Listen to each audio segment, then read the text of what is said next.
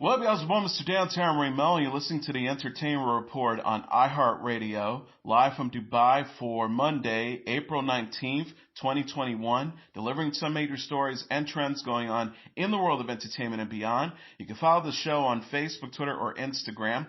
Facebook.com/Entertainment Report with Ray Melo, that's RAYMELO. On Twitter at The Enter Report, or on Instagram at The Entertainment Report. You can listen to the show anytime you want on iHeartRadio. Just go to iHeart.com or your iHeart phone app, search for The Entertainment Report, and it'll take you to the page. I hope everyone had a fantastic weekend. Soul won 7 Annie Awards for excellence in animation, including Best Feature during a virtual prize presentation. The Pixar movie, which is streaming on Disney Plus, also earned the honors for character animation, music, storyboarding, writing, Best FX, and editorial on Friday. Cartoon Saloon's Wolfwalkers, which is available on Apple TV Plus, picked up 5 Annies for Best Independent Feature, Character Design, Direction, Production, Design, and Voice Acting. Presenters at the online event included Josh Gad, Matthew Rice, Philippa Sue, Eva Whitaker, and Patrick Warburton.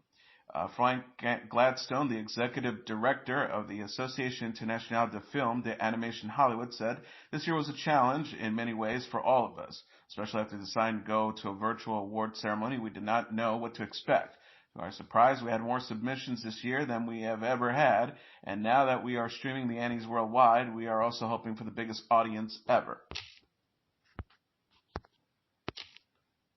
Celeste, Her, Leslie Olin Jr., Laura Pausini, Daniel Pemberton, Molly Sandin, and Diane Warren have been booked to perform the 5 nominated Oscar songs in their entirety for Oscars Into the Spotlight. One performance will be recorded in Iceland, while the other 4 will be taped at the Dolby Family Terrace of the Academy Museum of Motion Pictures in Los Angeles. A 90-minute special will air on ABC and leading into the 93rd Oscar ceremony April 25th. The pre-show is being hosted by Ariana DeBose and Lil Ray Howery. Producers Jesse Collins, Stacey Shear, and Steven Sonberg said in a joint statement, "We've come up with some serious pre-game and post-game actions to enhance our main event. Our suggestion is just tune in for the whole shebang, otherwise you'll miss something really unexpected and fun." Nominated in the Best Original Film Song category are Fight for You from Judas and the Black Messiah, Hear My Voice from The Trial of the Chicago 7, Huskavik from Eurovision Song Contest, The Song of Fire Saga, Iso Scene from The Life Ahead, La Vita Davanti a Se, and Speak Now from the movie One Night in Miami. Sharon Osborne broke her silence about her departure from the talk last month on Friday's episode of Real Time with Bill Maher. Osborne said, "I've been called so many things in my life. I'm so used to being called names, but a racist is one I will not take." To which Maher replied, "It's an insult if you're not one."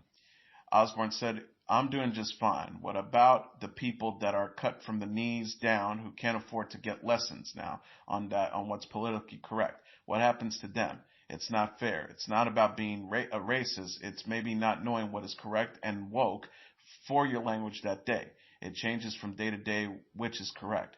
Osborne was the last original co-host of the show when she exited in season 11 after engaging in a heated on-air discussion about race with her fellow panelist Cheryl Underwood. CBS announced last month that Osborne would no longer appear on the series. The network said in a statement Friday, "The events of the March 10th broadcast were upsetting to everyone involved, including the audience watching at home. As part of our review, we conclude that Sharon's behavior towards co-hosts during the March 10th episode did not align with our values for a respectful workplace. We also did not find any evidence that CBS executives orchestrated the discussion or blindsided any of the co-hosts."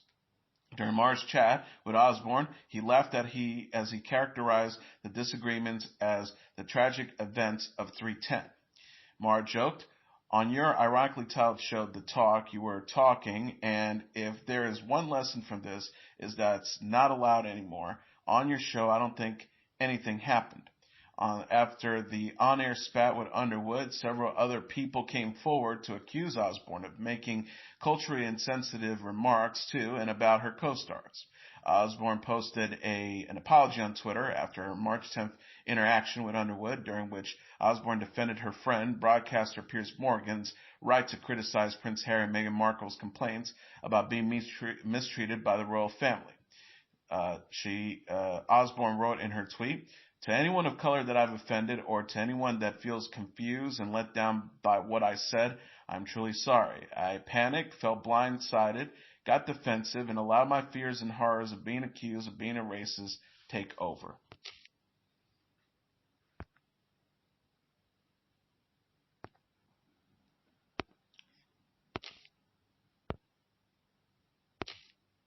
Tom Felton paid tribute this weekend to the late Helen McCrory, the actress who played his mother in the Harry Potter film franchise. McCrory died of cancer Friday. She was 52. She was survived by her husband, Billions and Homeland actor Damian Lewis. They have 2 children. Felton, who played Draco Malfoy to McCrory's Narcissus in the fantasy blockbuster, wrote on Instagram Saturday, "So sad to say farewell so suddenly. I never took the chance to tell her, but she helped me shape me as a person so much on and off screen. She was always relentlessly herself, razor-sharp wit, silver-tongued, and kind and warm-hearted. She suffered no fools yet, had time for everyone. Thank you for lighting the way forward and holding my hand when I needed it." Felton's post had gotten more than 2.5 million likes. Jason Isaacs, who plays Narcissus' husband and Draco's father Lucius, also mourned his co-star's death. Isaac said in his own Instagram post, "Decades ago, Helen and I auditioned together for a film.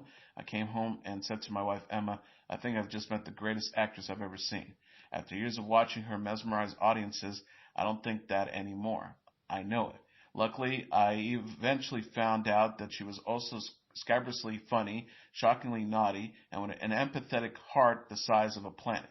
As continually starstruck as I was on the Harry Potter films, being screen married to and giggle with the great Helen McCrory will always be a highlight. Her proudest achievement, though, was building the loving family that was her bedrock. Those lost so much, and I send all my love to Damien and the kids."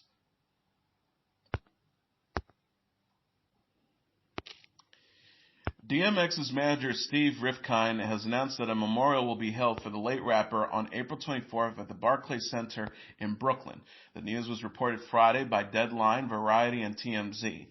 It is unclear if members of the public will be invited to participate or if it will be limited to only the music artist's family and friends. Many venues in New York remain closed altogether or open only for limited capacity due to the coronavirus pandemic. A private funeral for DMX is expected to be held in the New York City area on April 25th. Born Errol Simmons, the hip-hop star, died last week at a White Plains hospital in New York after being placed on life support following a drug overdose and a heart attack. He was 50. DMX started performing in the 80s and released his debut studio album, It's Dark and Hell is Hot, in 1998. He helped establish the Rough Riders record label, which also featured such artists as Eve and Swiss Beats.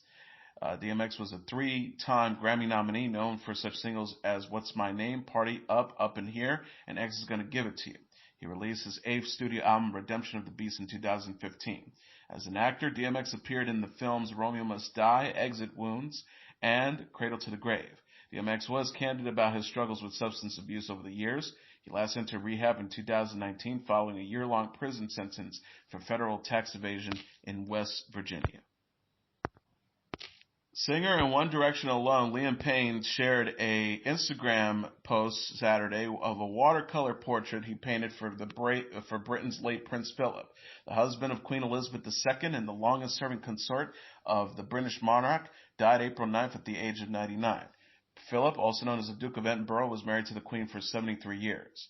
His funeral took place Saturday at Windsor Castle. Only 30 members of the royal family were permitted to attend the service due to coronavirus pandemic regulations. Payne wrote alongside a photo of the painting, "Rest in peace, HRH Prince Philip, finishing this off while listening to your life. What a great legacy left behind." It has gotten more than 1.3 million likes. He also shared on Instagram stories images of the portrait as it was in progress.